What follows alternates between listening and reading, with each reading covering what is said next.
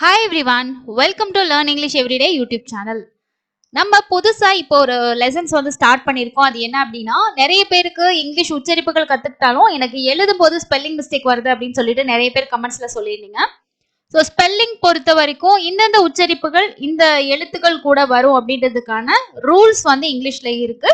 So அதை நான் வந்து உங்களுக்கு ரெகுலரா வீடியோஸா போஸ்ட் பண்ணலான் இருக்கேன். ஸோ அதுதான் இன்னைக்கு ஃபர்ஸ்ட் வீடியோ பார்க்க போறோம். ஸோ கண்டிப்பா இங்கிலீஷ்ல மிஸ்டேக் விடுறவங்களுக்கு இது ரொம்ப யூஸ்ஃபுல்லா இருக்கும். இந்த மாதிரி ரூல்ஸ் நீங்க தெரிஞ்சுக்கிட்டீங்க அப்படின்னா சவுண்ட்ஸ் வச்சே நம்ம ஈஸியா வந்து எழுதிட முடியும். ஸோ வாங்க இன்னைக்கான லெசன்குள்ள போகலாம். அதுக்கு முன்னாடி இது வரைக்கும் நம்ம சேனலை நீங்க சப்ஸ்கிரைப் பண்ணாம இருந்தீங்க அப்படின்னா சப்ஸ்கிரைப் பண்ணிக்கோங்க. வாங்க லெசனை ஸ்டார்ட் பண்ணலாம். இன்னைக்கு நம்ம பார்க்க போற ரூல் என்ன அப்படின்னா, இந்த ஸ்பெல்லிங் நீங்க பார்த்திருப்பீங்க. ஈயும் ஐயும், ஐயும் ஈயும், இது ரெண்டும் சேர்ந்து நமக்கு என்ன சவுண்டு கொடுக்குது அப்படின்னா ஈ அப்படின்ற சவுண்டு தான் வந்து கொடுக்குது. அதாவது ஈ அப்படின்ற சவுண்டு தான் கொடுக்குது. பட் இது நம்ம படிக்கும் போது நமக்கு பெருசா எந்த மிஸ்டேக்ஸும் வர்றதில்ல. இதுவே எழுத போறோம் அப்படின்னும் போதுதான் எந்த இடத்துல எந்த ஸ்பெல்லிங் நம்ம எழுதணும், ஏன்னா ஈ அப்படின்ற சவுண்ட் வருதும் போது எந்த இது எழுதணும் அப்படின்ற ஒரு கன்ஃபியூஷன் கண்டிப்பா வரும். அதுக்கான ரூலை தான் இன்னைக்கு நம்ம தெரிஞ்சுக்க போறோம். கண்டிப்பா இந்த ரூல் உங்களுக்கு ரொம்ப யூஸ்ஃபுல்லா இருக்குங்க. ஸோ ஃபர்ஸ்ட் பாருங்க, இந்த இஐ, இந்த இஐக்கான ஒரு எக்ஸாம்பிள் நான் ஃபர்ஸ்ட் உங்களுக்கு சொல்றேன் பாருங்க. இந்த வேர்டு வந்து ரிசீவ் அப்படின்னு நம்ம எழுதணும். என்ன வேர்டு எழுதணும்? ரிசீவ் அப்படின்ற வேர்டு எழுதணும். ஸோ ரிசீவ் அப்படின் போது ரிசீவ், ஓகேவா? இங்க வந்து பாருங்க, இத நம்ம சிஇஐவிஇ அப்படியும் எழுதலாம். இதுவே ஆர்இசி ஐஇவிஇ, இது ரெண்டுமே பாத்தீங்கன்னா ரிசீவ் தான், ஓகேவா?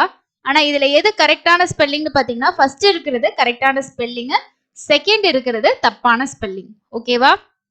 ஸோ கரெக்டான ஸ்பெல்லிங் ரிசீவ் அப்படின்றது RECEIVE, அதுதான் கரெக்ட்.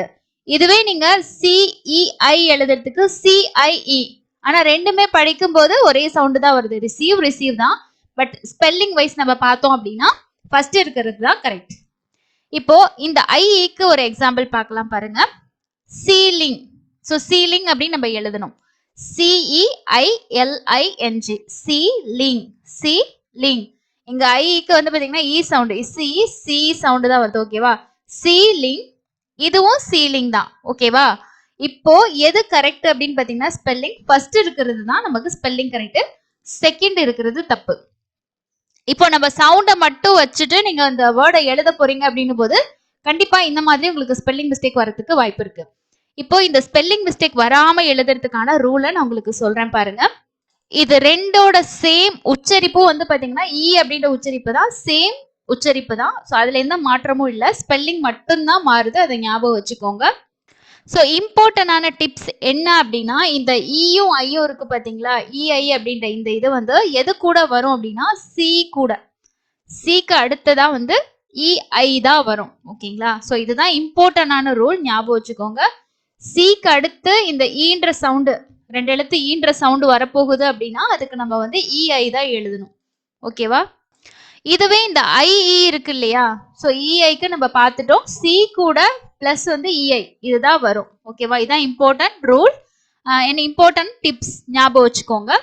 மற்ற எழுத்துக்கள் இருக்கு, சி தவிர மீதி இருக்க எழுத்துக்கள் கூட வரும்போது ஐஏ அப்படின்ற சவுண்ட் வந்து வரும். இதுக்கு நீங்க இன்னொரு விஷயமும் ஞாபகம் வச்சுக்கணும். ஏன்னா இங்கிலீஷ்ல வந்து ரூல்ஸ் இருக்கு, பட் அந்த எல்லா ரூலுமே, அதாவது எல்லா வேர்ட்ஸுக்குமே அந்த ரூல் மேட்ச் ஆகுமா அப்படின்னா அப்படி கிடையாது. சில எக்ஸம்ஷன் இருக்கு, சில வார்த்தைகளுக்கு இந்த விதிவிலக்கு பொருந்தாது, இந்த ரூல் வந்து பொருந்தாது அப்படின்ற எக்ஸப்ஷன் எல்லாத்துலயுமே இருக்கு. ஸோ இதுலயும் இருக்கு, அது எது எதுல வரும்ன்றதையும் நான் உங்களுக்கு இதுல ஷேர் பண்ணியிருக்கேன். எக்ஸாம்பிள் பார்க்கும்போது இன்னும் உங்களுக்கு நல்லா புரியும். வாங்க எக்ஸாம்பிள் பார்க்கலாம். ஸோ இன்னைக்கு நம்ம பார்த்த ரூல் வந்து என்ன அப்படின்னா, இந்த இஐ அப்படின்ற இந்த ஈன்ற சவுண்டு வந்து சி கூட வரும், மீதி எழுத்துக்கள் கூட ஐஇ அப்படின்ற அந்த ஸ்பெல்லிங் தான் வரும், ஓகேங்களா? இதுதான் வந்து இதுல இருக்க முக்கியமான ரூல். இஐக்கும் ஐஇக்கும் நான் தனித்தனியா எக்ஸாம்பிள் வார்த்தைகள் கொடுத்துருக்கேன், ஓகேங்களா? ஸோ கீழே வந்து ஃபர்ஸ்ட் பாருங்க, இந்த வேர்ட்ஸ்ல ஈக்கு முன்னாடி என்ன வருது, இஐக்கு முன்னாடி இங்க சி, இங்கே அதே மாதிரி சிஇஐ சிஇஐ சிஇஐ, அதே மாதிரி பாருங்க சிஇஐ சிஇஐ. ஸோ இதுல எல்லாத்துலயுமே என்ன வருதுன்னா சி வந்துச்சுன்னா அடுத்து இஐ அப்படின்றதா வருது. கன்சீவ், கன்சீவ், இங்க C O N con, C C C ceive, conceive. அதே மாதிரி டிசீவ். அடுத்தது conceit, deceit, perceive, see, see, perceive, receipt, sipped. அதாவது see, it, receipt அப்படின்னு தான் படிப்போம். ஓகேங்களா?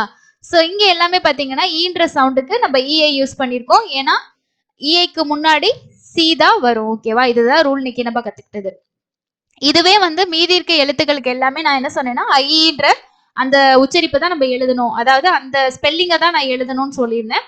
இங்க பாருங்க, இங்க ஐ வர்றதுக்கு முன்னாடி ஹெச் இருக்கு, அதே மாதிரி உங்களுக்கு எஃப் இருக்கு. ஸோ சியை தவிர மீதி எல்லா எழுத்துமே இருக்கும். ஓகேங்களா? ஸோ ஃபர்ஸ்ட் வார்த்தை பாருங்க, சீஃப், இச்சு chief, field, believe, grief, yield, achieve. So இங்க சி இருக்குதா, பட் சிக்கு அடுத்து ஹெச் இருக்கு. இந்த ஐக்கு முன்னாடி என்ன இருக்கு, ஹெச் இருக்கு. ஸோ இங்க வந்து பாருங்க, ஈக்கு முன்னாடி என்ன வருது, சி தான் வருது. ஓகேவா? ஸோ இதுதான் முக்கியமான விஷயம், ஞாபகம் வச்சுக்கோங்க. அந்த எக்ஸம்ஷன் சொன்ன அந்த வார்த்தைகளையும் நான் உங்களுக்கு சொல்றேன். ஸோ அதுகளுக்கு வந்து இந்த ரூல் நமக்கு வந்து மேட்ச் ஆகாது. பட் மீதி இருக்க எல்லா வார்த்தைகள் எழுதும் போதுமே இந்த சவுண்ட் நம்ம ஞாபகம் வச்சுக்கலாம். ஸோ எக்ஸப்ஷன் வார்த்தையில பாத்தீங்கன்னா இங்க சி இருக்கு, சிக்கு அடுத்து ஐ இருக்கு. ஆனா நம்ம என்ன பார்த்தோம், சி வந்துச்சுன்னா சிக்கு அடுத்து இஐ வரணும்னு சொல்லி பார்த்தோம். பட் இங்க பாலிசிஸ் அந்த இதுல வந்து நம்ம சிக்கு அடுத்து ஐஎஸ் போடுறோம். ஓகேவா? இந்த வேர்டுக்கு இந்த ரூல் வந்து மேட்ச் ஆகாது. Society, ancient, Francis, science, glacier. So glacier இங்க எல்லாம் வந்து என்னது, சிக்கு அப்புறம் ஐ வந்திருக்கு. பட் நம்ம முன்னாடி பார்த்த ரூல்ல சிக்கு அடுத்து இஐ, சீலிங் இப்படிதான் வரும்னு சொல்லி பார்த்தோம். பட் இந்த வார்த்தைகளுக்கெல்லாம் இந்த ரூல் ஆனது எக்ஸம்ஷன்.